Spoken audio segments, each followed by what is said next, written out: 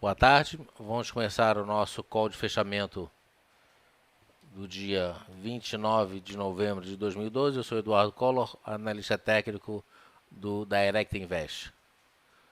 Hoje temos uma novidade para vocês. Nós temos um bate-papo com o Vicente e a Renata do setor de energia elétrica. Vai ser um bate-papo um pouquinho diferente. Eu estou no Rio de Janeiro, eles estão em São Paulo. Na verdade, eu fiz, né, já gravei um bate-papo com eles, bem legal, e eu vou estar passando para vocês aqui dentro do nosso programa semanal de um bate-papo com um analista fundamentalista. Então hoje a gente vai estar, enquanto eles falam dos vários papéis, eu vou estar mostrando para vocês o gráfico desses papéis respectivamente. Enfim, e aí vocês vão ver que vai ficar bem legal. Ok, começando com a nossa análise. Índice Bovespa abre na mínima do dia e tem uma recuperação bastante forte, né? Ele agora praticamente na máxima do dia com 1,56 de alta. O estocástico que estava vendido já reverteu em alta também. Primeiro objetivo, eu nem imaginei que pudesse ser tão forte essa alta hoje, mas pelo andar da carruagem a gente pode ver amanhã já o mercado atingindo essa linha de tendência de baixa aqui. Com essa forte alta, a, com essa forte alta, a gente pode até ver uma pequena realização amanhã, mas a expectativa é que amanhã ele já venha buscar essa linha de tendência de baixa aqui na casa de 57.800 pontos. Tá certo? Pastor, loja americana a gente falou na semana passada. Toda quinta-feira, se você pegar a gravação de quinta-feira passada, tem um lado fundamentalista de loja americana. Essa semana agora é setor de energia elétrica. A sua CEMIG vai estar falando lá, por exemplo. Né, eles até falaram algumas coisas interessantes em relação à CEMIG. Então vale a pena a gente. Daqui a pouco eu vou dar só uma geral no mercado e eu já vou engatar essa entrevista, enfim, que foi feita agora há pouco. O índice futuro. O índice a subiu, o índice futuro abriu com gap, fechou o gap também, né, muito próximo do topo anterior, rompendo o topo anterior, logo na sequência ele bate na linha de tendência de baixa. SP500 muito forte no sentido de muito firme, né? Ele até teve melhor, enfim, ao longo do dia saíram algumas notícias não muito boas, principalmente o PIB, que foi revisado para baixo, e aí o mercado deu uma sentida. Mas o estocástico lá em 92, 93 tem uma divergência de topos aqui, mas eu ainda imagino que, né, ou torço pelo menos, que ele possa vir buscar amanhã ainda os 1425. Então ele está, eu vou jogar aqui uma linha de tendência de alta.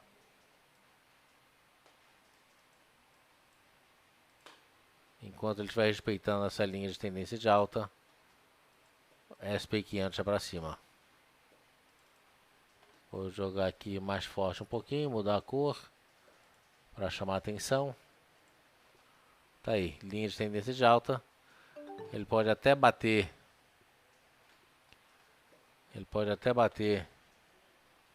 nessa linha de tendência que mantém uma trajetória altista. Tá certo?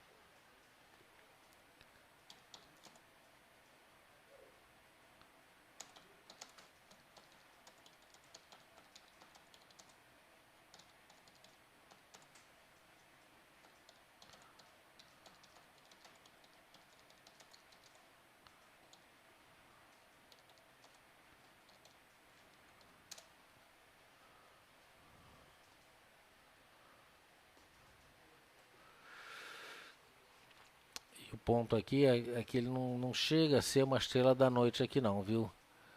Ele, enfim, tem essa resistência 1409 e, enfim, abriu na estabilidade 1409, 1409,96. Então não fica caracterizado uma figura de reversão.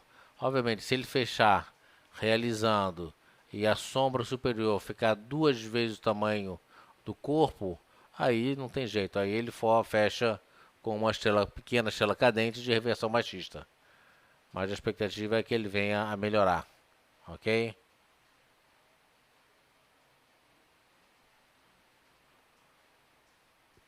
SP500, dólar. Abriu realizando, já foi lá em cima, subiu muito forte o dólar hoje, acaba devolvendo boa parte dos ganhos. Ele já também cumpriu, né, o que poderia ser uma alta de 2 dias, ele fez num dia só, e com isso acaba vindo para baixo, deixa uma sombra superior grande, que na verdade é bom, porque quanto mais o dólar realizar, significa que a bolsa tem a subir. Eles são inversamente proporcionais. Petrobras, né, com quase 2% de alta, já rompeu a casa dos 19, mas graficamente não está muito bonito não. Ele tem esse doji aqui, testa já na mínima do dia a linha de tendência de baixa agora como suporte. E o interessante, obviamente, é que ele se fecha acima dos 19, né, 18,94. Então não é interessante que ele venha para baixo. Não é interessante que ele feche abaixo dos 19.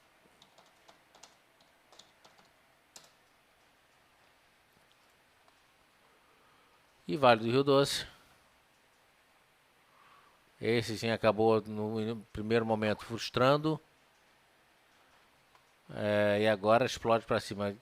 Ponto negativo é que ele já subiu demais. Vale agora com 3,20 de alta, né? Faz um Mauro Bozo, rompe o topo anterior e não consegue romper a média das bandas por enquanto. A média, desculpe. Ele rompe a média das bandas aqui, não consegue romper a média de 200 períodos, que é muito forte. Ponto negativo que ele pode dar uma realizada amanhã.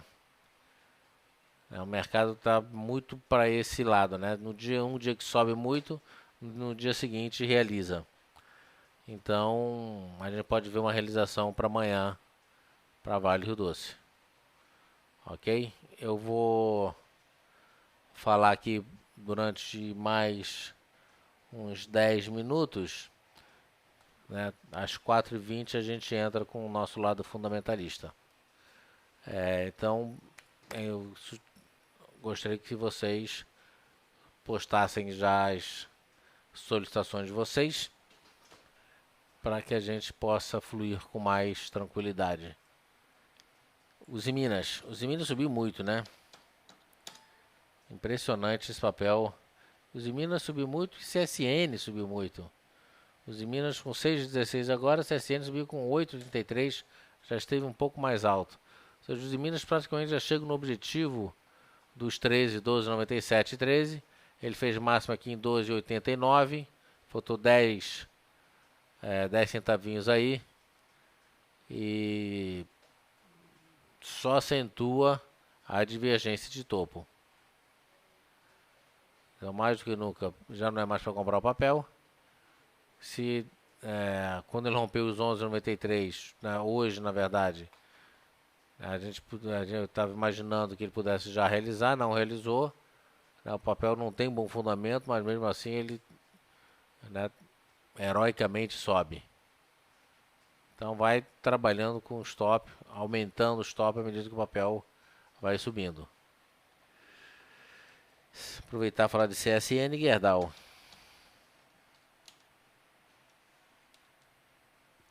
CSN é 3.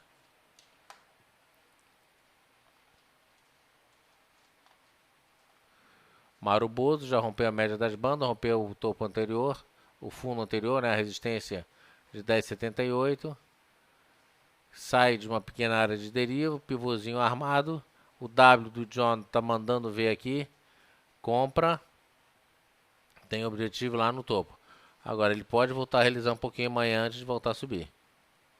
A alta hoje de CSN foi muito forte e está na máxima do dia, com 8,42 de alta, saindo a 10,94. Então vamos esperar amanhã. Abriu realizando um pouquinho, rompeu a máxima de hoje, fecha o olho e compra. Ele deve ir rapidamente para os 11,58, 11,60. E Gerdau.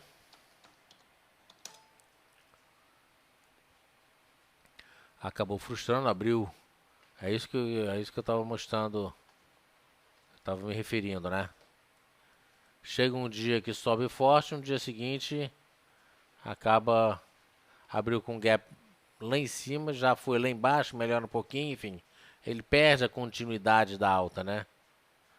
Então ele dá aquela meia trava e a gente fica. Pastor, acabei de falar de Usiminas 5.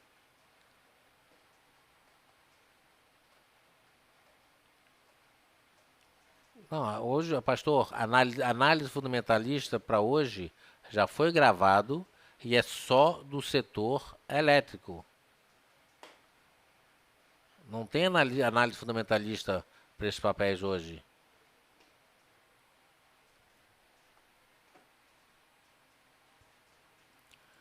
Gerdau, então, tende a fechar realizando um pouquinho mais. Ele já foi lá embaixo, melhorou, mas pela lei de Murphy ele deve fechar no campo negativo.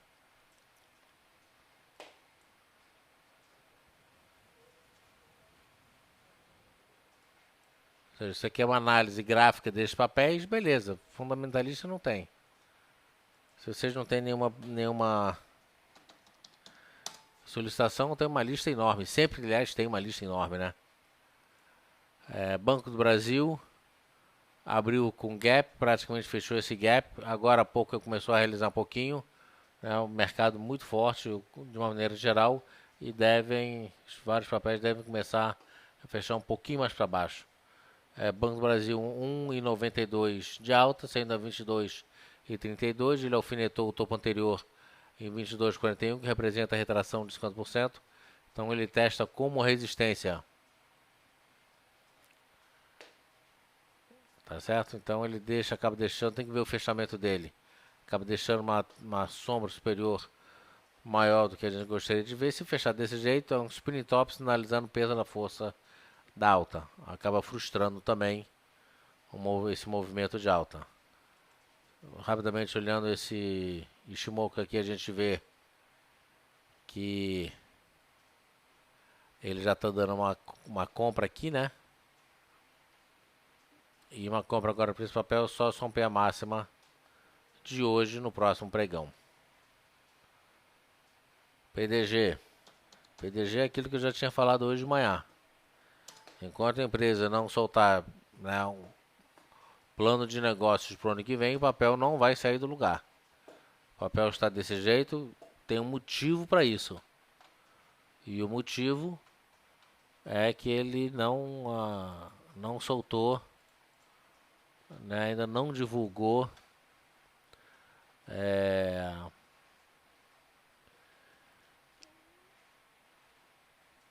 não anunciou, né, as suas metas para 2013. Enquanto isso não acontecer, o papel não vai sair do lugar.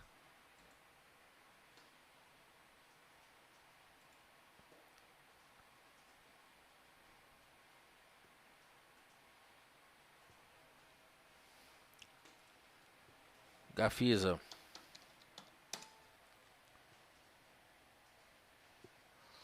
R$4,83 de alta, sendo a 4,12.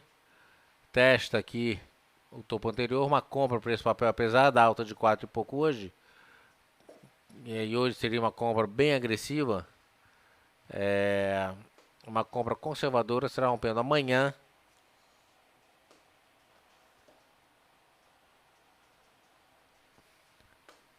R$4,18.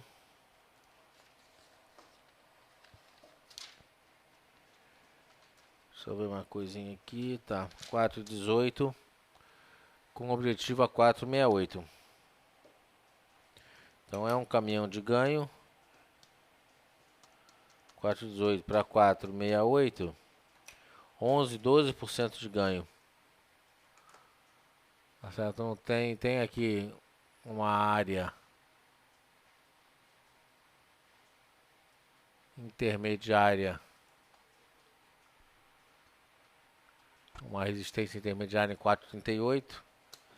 E aí fica aqui 4,18 para 4,38. Tem aí 4,78 de tudo 8, né? Brincadeira. 4,18 para 4,38 dá um ganho de 4,78. Stop de 2% nesse papel. Depois de 4,38 ele vem para 4,68. Brincadeira. Tá certo? Ele sai de uma área de deriva aqui. E a área de deriva a gente já sabe como é que a gente trata, né? Vou medir a parte de cima, vou medir a parte de baixo. Rompendo aqui, olha para onde é que ela vai. Praticamente para os 4,68. Objetivo desse canal de deriva. Muito interessante o papel. Comprado, estocástico comprado em 58%. Na metade do caminho mostra que tem espaço para subir.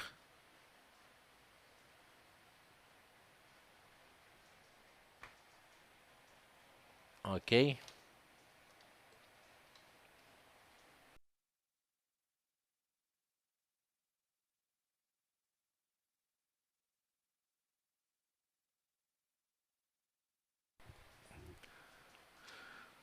Tá certo? Mais algum papelzinho aqui.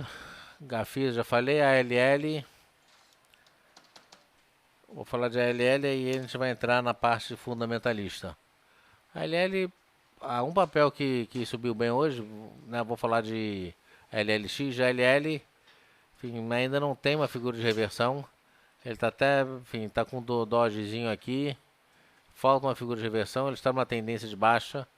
E por enquanto a única coisa, né, que mostra que essa tendência de baixa pode reverter é essa pequena divergência de fundo aqui. Falta uma figura de reversão mais consistente.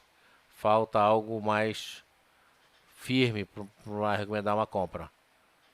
Tá certo? Então por enquanto não tá legal não.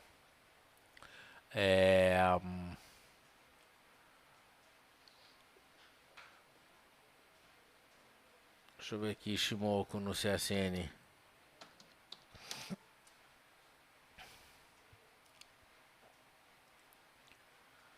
Shimoku CSN vai dar compra amanhã, rompendo a máxima de hoje.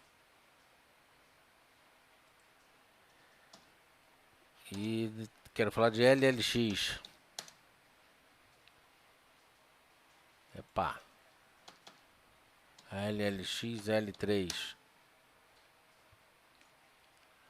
Olha só o que aconteceu com esse papel hoje. Não tinha nenhuma sinalização. Saiu uma notícia aqui que a GE fechou, né, com um acordo lá com o AIX para utilizar o porto aqui no Rio de Janeiro. Foi o suficiente. O porto, a LLX já que é dona do porto. Foi o suficiente para o papel explodir para cima. Tá certo? Ainda Maru Bozo, início de tendência, sinaliza continuação de tendência. É um papel para a gente olhar amanhã. Pode realizar um pouquinho antes de voltar a subir. E hoje testando a média das bandas de Bollinger. Ok? Então agora são 4 horas e 20 minutos. E eu vou postar agora a parte fundamentalista com o Vicente e a Renata, setor elétrico.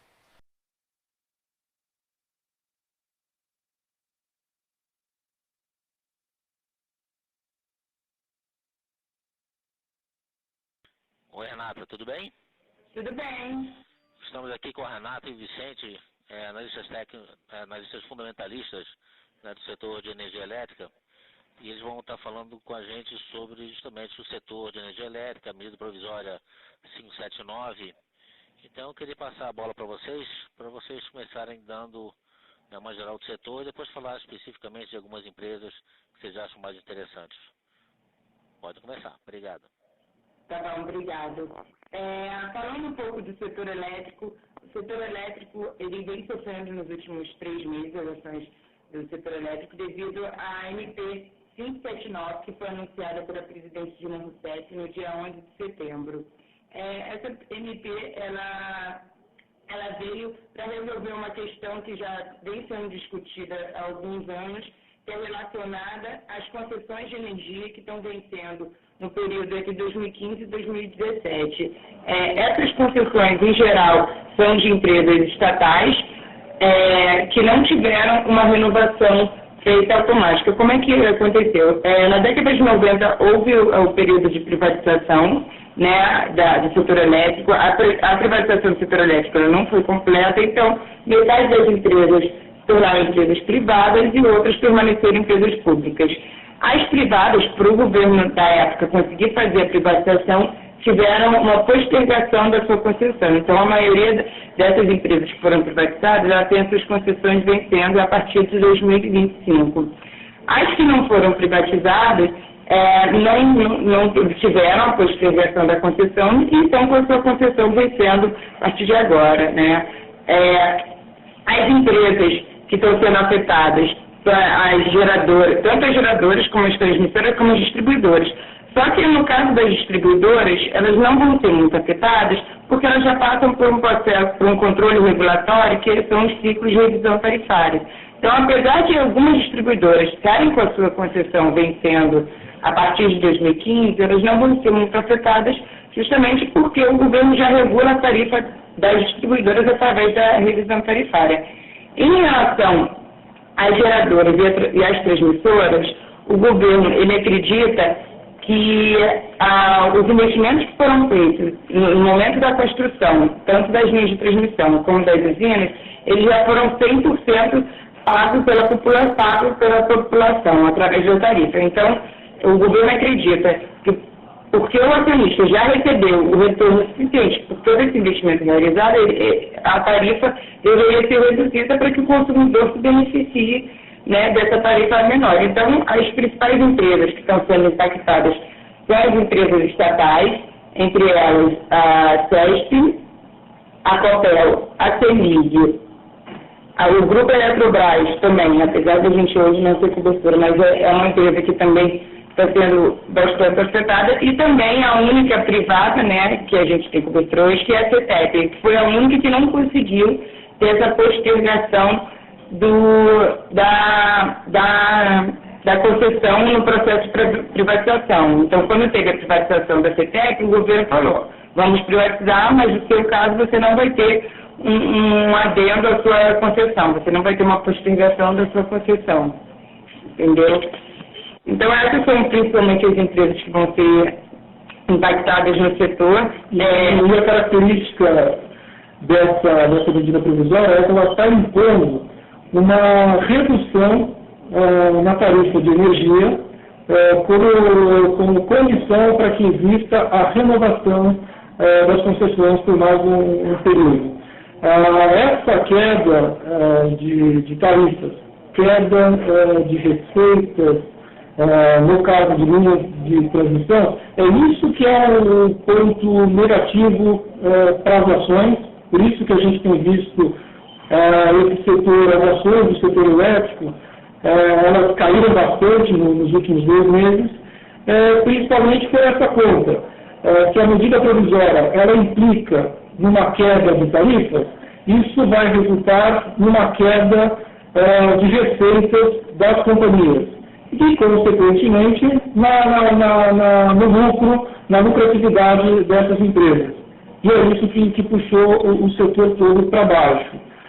Tá? Então, tem várias outras implicações, mas assim, o que aflige bastante o mercado de ações principalmente esse ponto. A próxima semana ela vai ser uma semana-chave, porque no dia 5 de dezembro é a data limite para as empresas tomarem a decisão de fazer essa antecipação de renovação das concessões ou não. No caso de ela aceitar por fazer essa antecipação da renovação das concessões, a empresa ela tem que aceitar as regras do governo, que é trabalhar com uma tarifa bastante reduzida, a redução média das tarifas foi de 75%, tanto nas geradoras como nas distribuidoras, e também aceitar um valor de indenização sobre seus ativos abaixo do que está sendo reconhecido no book value, né, na contabilidade da empresa. E aí seria essa mais ou menos as decisões que as empresas têm que tomar na semana que vem em relação até o dia 5 de dezembro, exatamente. No caso da empresa não aceitar as regras impostas pela MP 579, a empresa fica com a concessão até a data final, que varia entre 2015 e 2017, e o governo, então, a concessão retorna para o governo relicitar novamente. E aí a empresa, o concessionário anterior teria que participar novamente do processo de licitatório que existe nas concessões. E aí não tem nada garantido, porque é um novo leilão, e todo mundo pode, todas as empresas podem participar e ganhar os ativos aí, as novas concessões. Certo. Me diz uma coisa, então especificamente, quais são as empresas mais afetadas então pela MP 579? As empresas a CESP, a CEMIG, o Grupo Eletrobras, a Copel e a CETEC. Essas são as principais empresas que, com exceção da CETEC, são as empresas estatais. Seja estatal federal ou estatal estadual. Daí, e detalhando um pouquinho mais, por exemplo, a CESP, só para dar uma ideia, ela tem cerca de 80% da capacidade instalada dela, que é sujeita a vencimento de concessão em meados de 2015. Então, o que significa isso? Que até esse período, ela vai continuar com a geração de caixa dela. E depois desse período, ela passaria a operar, que a gente vai ter que aguardar até 5 de dezembro, mas se ela não aceitar a renovação de concessões, então, basicamente, ela vai ter uma redução proporcional a essa entrega, a essa devolução das concessões. Ou seja, é como se nós tivéssemos uma CESP operando aí com 25% do tamanho que ela é hoje. Tá certo? E isso, no meu cálculo do analista, como o analista faz as contas, e está todo mundo debruçado sobre isso, na verdade você tem uma redução do tamanho da empresa e, consequentemente, do preço-alvo dos analistas. Tá? E isso é o fundamento do que aconteceu para a CESP. No caso da CETEP, ela tem 80% das linhas de transmissão, né, da geração de caixa que está sendo afetada. Outra empresa também que vai sofrer bastante, a diretoria da empresa, ela já manifestou recentemente que eles encaminharam uma proposta para a Assembleia Geral Extraordinária de não renovação das concessões. A gente acredita que o Conselho de Administração vai acatar essa ideia. Então, ela vai sofrer muito, porque em 2015 ela vai ter que entregar 80% da geração de caixa para ser relicitada pelo governo. Além disso, tem as empresas do Grupo Eletrobras. O Grupo Eletrobras vai sofrer bastante, porque 36% da sua capacidade de geração e aproximadamente 85% de suas linhas de transmissão estão sendo afetadas por SMP. E como o Grupo Eletrobras, o governo federal, ele controla, né? Então, já houve a manifestação do grupo de que eles vão renovar a concessão. Então, a gente hoje não tem recomendação da Eletrobras, mas a gente acredita que a geração de caixa da empresa nos próximos anos vai ser bastante afetada por essa MP. Só para completar, por que ela vai ser, mesmo ela tentando fazer a renovação das concessões, uma das regras é que a empresa terá que para conseguir uma extensão da concessão, ela terá que vender a energia a uma tarifa bem inferior ao praticado atualmente. Essa é uma das condições. Então, de qualquer forma, ainda que ela faça renovação de concessões, ela teria o faturamento da companhia reduzido proporcionalmente. Tá? Então, é isso que tem refletido nas ações de elétricas, principalmente nesses casos que nós estamos aí falando. Outra empresa que vai ser afetada também é a CEMIG, um pouco menos do que as empresas que a gente falou antes, porque a CEMIG tem, na verdade, uma parte das linhas de transmissão e uma parte de 44% do parque gerador da companhia que está sendo impactado. Essa parte da geração corresponde hoje a 20% da receita da companhia e a empresa já manifestou o interesse de não renovação de 3 usinas. Por quê? Porque ela acredita que ela tem direito a uma renovação automática. O caso da CEMIG é um caso específico que vem sendo discutido. O próprio governo, né, no que se tem lido, tem manifestado que pode haver uma negociação com a empresa. Por quê? Porque o contrato de concessão da CEMIG especificamente, ele é um pouco diferente do contrato de concessão dessas outras empresas que estão sendo impactadas, porque existe uma cláusula nesse contrato de concessão referente principalmente a essas 3 usinas que eles já manifestaram o interesse de não renovação, onde a garantia da renovação automática sem ônus para a empresa. Então, esse é um caso que o governo já chamou o presidente da empresa para negociar, porque é uma quantidade significativa de gigawatts que estaria vencendo e que ajudaria o governo, né, a realizar a redução da tarifa que eles gostariam, e a empresa já disse que não, que tem interesse que acredita que o contrato de concessão dá a eles o direito de renovar automaticamente sem precisar reduzir a tarifa.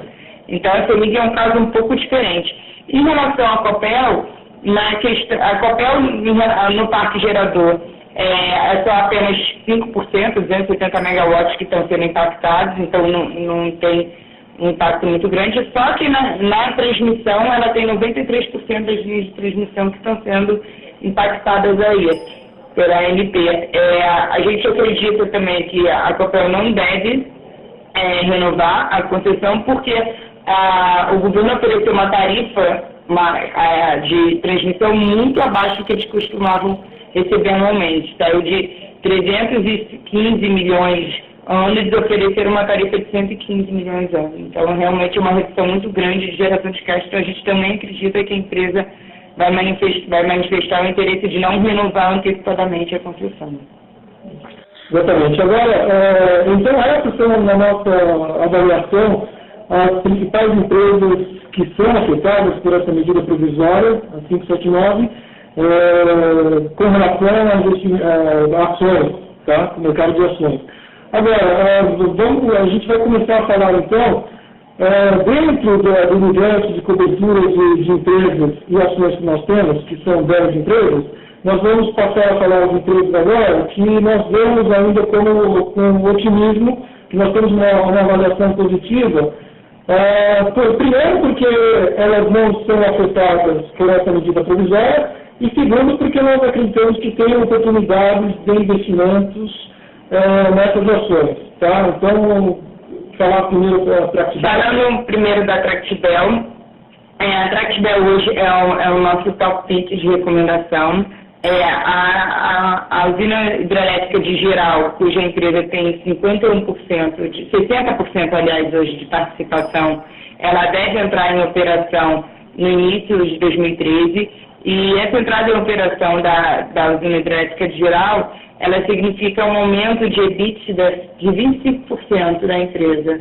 Então, isso aí vai aumentar a receita da empresa. A empresa sempre foi uma boa pagadora de dividendos. Nos últimos anos, ela tem pago 100% do seu lucro líquido em dividendos. Talvez, em 2013, ela tenha que reduzir um pouco esse pagamento, justamente para poder comportar a dívida de Geral quando houver transferência do ativo da EDF Suez para a Tractibel. Então, em 2013, ainda a gente acredita que deve reduzir um pouco, mas mesmo assim os dividendos vão continuar sendo atrativos. a empresa tem manifestado que quando eles tiverem que comportar essa dívida, os dividendos devem cair para 50% a 55% do lucro líquido, que, em nossa opinião, ainda pode dar um retorno muito bom ainda para o acionista. Além da Tractibel, a gente tem a ESGT. A ESGT também está na nossa recomendação de compra. A empresa, ela também é uma excelente pagadora de dividendos, vem pagando R$ 1 bilhão todo ano em dividendos, que tem dado um dividend yield de mais de 3%.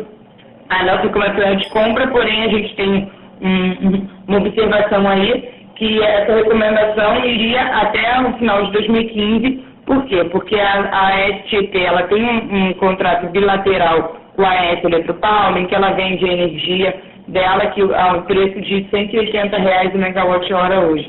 Esse contrato bilateral, ele encerra no final de 2015, em dezembro de 2015, e aí a empresa tem que negociar a energia no mercado livre, nos leilões, e hoje esse preço dessa energia está mais ou menos R$ 120. Então, deve haver uma queda de receita nos números da SCT e deve haver uma queda de geração de caixa e pagamento de dividendos. Mas, mesmo assim, a empresa continua sendo uma empresa bastante atrativa, dado o cenário atual com o NP 579. Além disso, a gente também tem uma recomendação de compra para a Light. Nossa recomendação de preço-alvo da Light hoje é em 33%. A gente acredita principalmente na Light no médio e no longo prazo, porque a empresa ela não é impactada pelo MP 579, ela está com uma estratégia de crescimento em geração. Até 2015, a capacidade de geração dela vai dobrar. Ela tem 25% de participação na Renova Energia, é uma empresa de geração de energia eólica, e que tem já o contrato de energia garantido até 2016. Então, isso aí vai ajudar a aumentar a capacidade de geração da Light. Além disso, a empresa tem um programa de redução de perdas bastante agressivo, né? A Light já tem um problema grande com as perdas, que as perdas de energia dela, elas estão acima do patamar regulatório, ou seja, ela só pode passar pela tarifa do consumidor apenas uma parte da quantidade total de perdas que ela tem Então, a gente tem um programa de redução de perdas e a gente acha que esse programa, que está se mostrando bem sucedido, pode ser um upside para aumento de geração de caixa da empresa. Entendeu? E com relação à EDP, é uma empresa também que inicialmente havia começado os negócios aqui no Brasil como principalmente uma distribuidora, mas agora o mix de negócios da empresa é mais ou menos 50% da geração de caixa decorre do segmento de geração e a outra metade do segmento de distribuição. Não é aceitada diretamente por essa medida provisória 579, e quando nós nos debruçamos sobre múltiplos, os múltiplos dessa empresa estão bastante descontados em relação aos peers da empresa, e nesse sentido a gente acredita que tem bom potencial ainda de valorização para as ações. A empresa é rentável, tem uma rentabilidade bastante interessante, as subsidiárias de distribuição também são bastante eficientes, são geradoras de caixa. Isso tudo faz com que sustente a geração de caixa da empresa, seja sustentável por muitos anos ainda. E também, com isso, a empresa consegue fazer os investimentos necessários e, ao mesmo tempo, fazer uma distribuição de dividendos que chega a 6% de dividend yield todo ano. Tá? Falando agora, resumindo aqui uma conclusão do setor como um todo, o setor ele foi muito afetado por causa do MP 579. Algumas empresas que não foram afetadas também acabaram sofrendo, porque houve esse efeito manada, né, dos investidores saírem do setor por causa de uma certa estabilidade.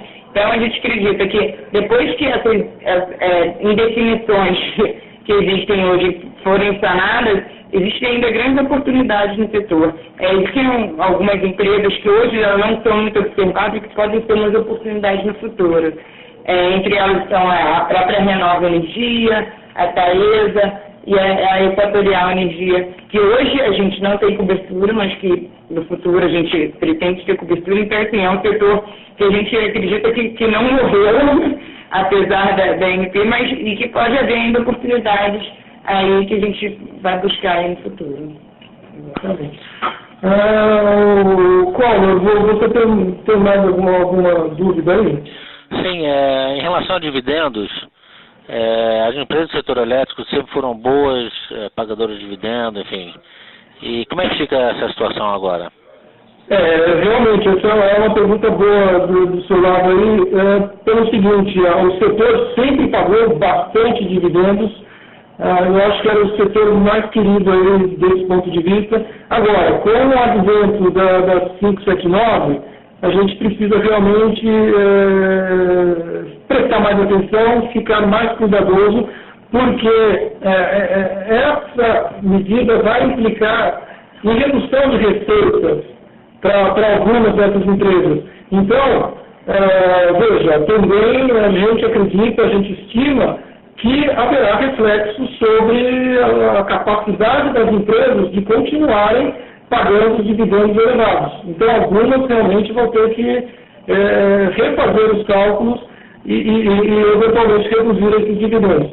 Mas, de qualquer forma, nós estamos ainda acreditando que aquelas empresas que não são diretamente afetadas, essas têm mais capacidade, que é aquelas que nós já começamos a falar, por exemplo, a Tractidel, a AES Tietê, a EDP, né, Energias do Brasil, e a Light, que nós acreditamos que são as 4 empresas que nós destacamos que devem se diferenciar do ponto de vista de dividendos para os próximos anos aí na Bolsa. Agora, com relação às outras, que nós não estamos destacando, eu acredito que os dividendos serão pequenos e não devem superar, por exemplo, uma taxa de juros. Devem ficar todas inferiores a esse patamar. Maravilha. Eu quero agradecer ao Vicente e à Renata, analistas fundamentalistas do setor de energia elétrica da CGD Securities, por esses momentos que se dispuseram a falar com a gente. Obrigado, Vicente. Obrigado, Renata. E outra oportunidade, nós estaremos convidando vocês para participar do nosso call aqui na Direct Invest. Obrigado a todos, um abraço e obrigado. Obrigado, Amar. Obrigado.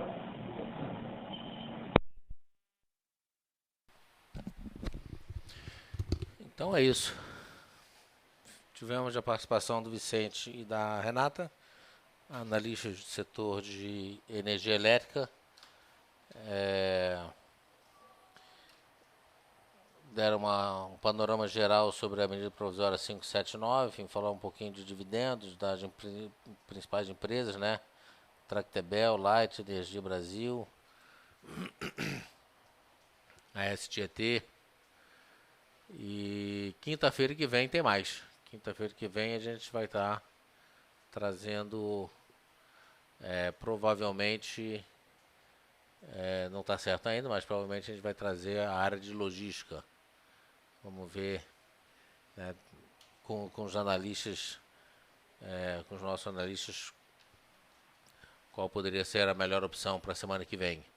E a gente quer fazer dessas quintas-feiras, à tarde, né, uma tradição, sempre chamando um setor diferente, para que a gente possa estar recebendo dele informações fundamentalistas, que eu acho que é sempre importante, um complemento importante para nossas tomadas de decisão, né? Gráfico e análise fundamentalista trabalham juntos, caminham juntos, tá certo?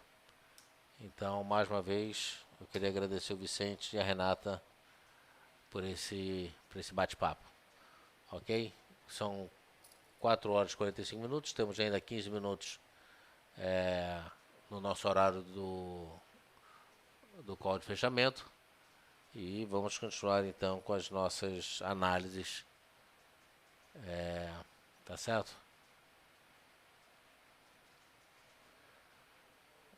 Comédias aqui que é LLX, vamos voltar lá em LLX, L3. LLX subindo muito hoje, né? 27%, brincadeira. 27%. E não para de subir, né? Deixa eu pegar aqui um gráfico mensal do papel. Vocês vão ver que é um papel que ficou muito deprimido. Vou aumentar a base histórica aqui do papel.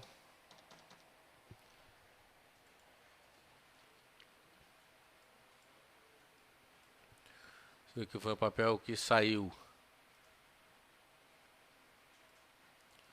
na máxima histórica dele de 10,30.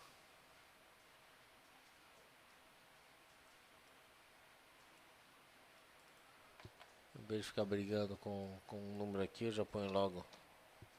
Pronto. Saiu de 10,30 para fazer mínima esse mês em 1,71. É brincadeira, né? Sai de 10,30 para 1,71. Isso aí é sempre um lembrete, né, para mostrar que o papel não caiu. Nunca a gente pode dizer que ele caiu já. Vou comprar porque caiu muito, né? Ele sai de 10,30 para 1,71. Ou seja, queda de 83%. 83,4%. É muita coisa, né? E agora subindo 27%. Aqui para o gráfico mensal não é absolutamente nada. Ele faz, na verdade, um fundinho duplo pelo gráfico mensal, melhorando um pouquinho. Tem uma pequena divergência de fundo aqui, mostrando que o papel pode vir a buscar esse topo anterior na casa de 3,34.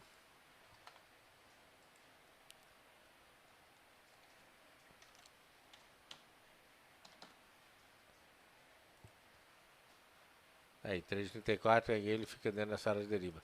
3,34. Agora ele está em 2,22 para 3,34. Significa 50%. Olhando pelo gráfico semanal.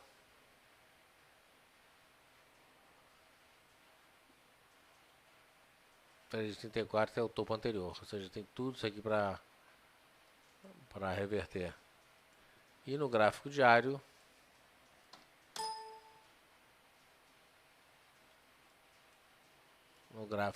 está aí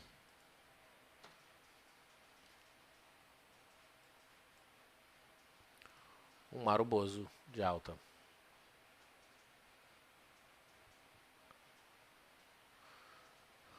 Ok. É mercado bem firme, né? Vamos lá. M Plus 3.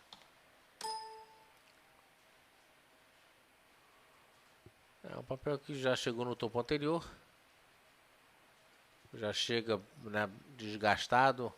Ele fez um candle que lembra o spinning top ontem. Hoje faz de fato um spinning top. Se fechar desse jeito, ele fecha de fato com o spinning top. Aqui já tem praticamente uma divergência. Pela teoria da simetria, ele volta para o patamar de onde ele saiu. Aqui ele fechou com uma linha penetrante de alta e explode para cima. Então, ele já chegou no seu objetivo pela teoria da simetria. Certo? Não é ponto de compra mais para o papel. Ele sinaliza com esse spin top em decisão. Indecisão, sinalizando a perda da força do movimento de alta. Então é para manter com stop curto, eventualmente até pular fora e botar o lucro no bolso. Ele pode realizar um pouquinho antes de voltar a subir.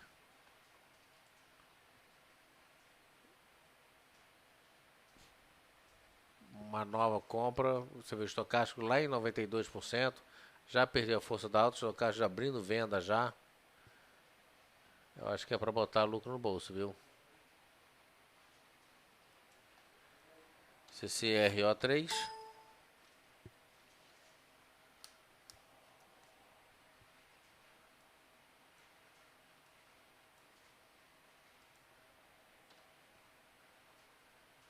Papel tem um que ele começou no movimento de queda. Ontem ele testou a retração dupla, duplo suporte aqui, testou a retração de 38,2, explode para cima. O papel explodiu para cima, né, nos momentos atuais. Forte expectativa de realização, forte expectativa de vir para baixo. Foi o que aconteceu hoje. Então não tem recomendação de compra esse papel. Na verdade, não tem recomendação de nada. É um papel nem de compra nem de venda. Se você está fora, fique fora do papel. Se você está comprado, trabalhe com stop. O primeiro stop que me vem em mente é a mínima do dia de hoje, em 18,10. E a abertura aqui foi 18,10, ou seja, 18,10 passa a ser o stop. Perdeu 18,10, pula fora. Porque numa nova realização, a expectativa é que ele não pare aqui, né, nesse primeiro suporte de 17,76. A expectativa é que ele possa vir aqui bem mais agora, 17,37, até com uma certa facilidade. Light.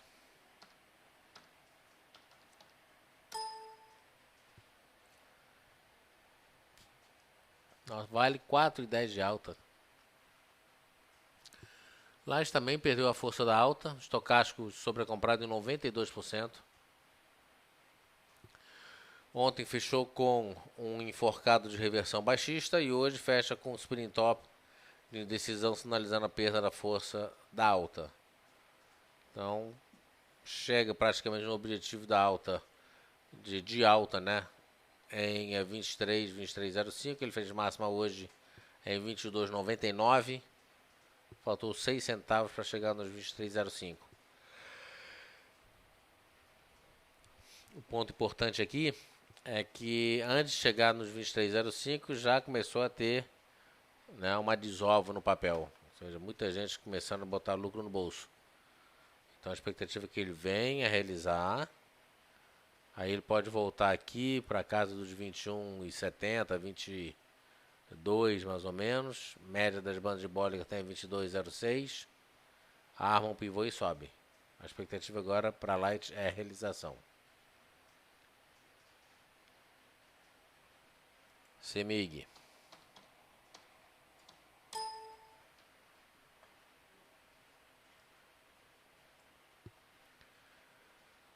O CEMIG fez um Harami de reversão baixista, não confirmou hoje esse Harami.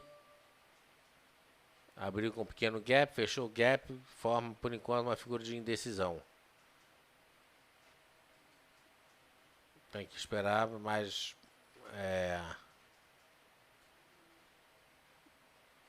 a gente pode ver esse papel voltar a realizar, né? O primeiro nível de realização está entre a mínima de 2 dias atrás, no 24,15, e o topinho, né, da semana passada, a 24,06.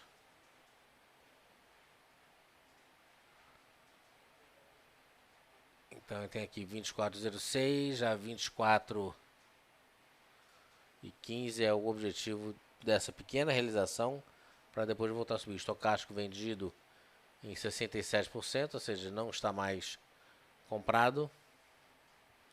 Não tem divergência aqui.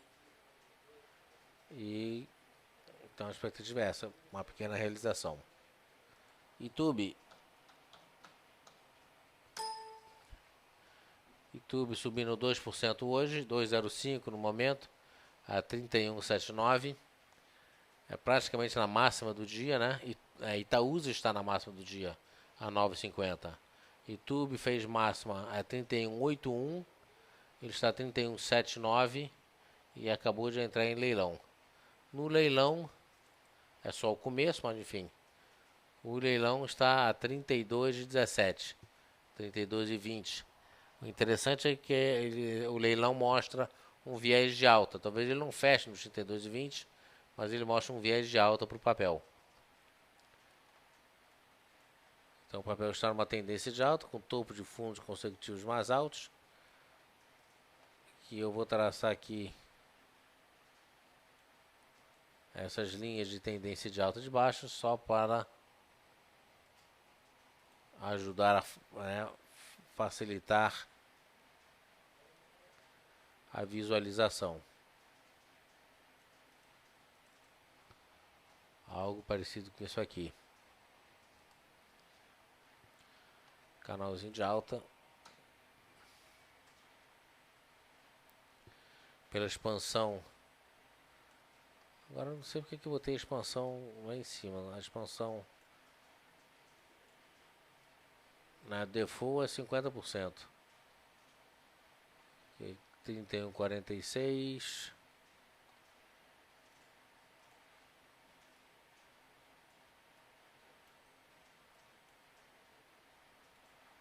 Tá aqui.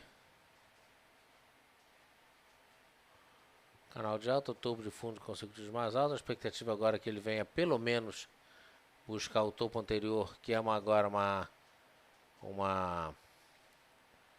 é o topo anterior e topo anterior, na verdade, 32,10.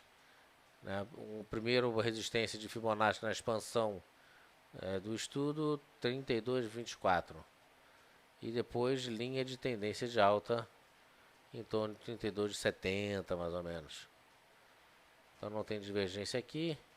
Aqui tem uma pequena divergência, mas ele já realizou. E a expectativa agora é de uma melhora.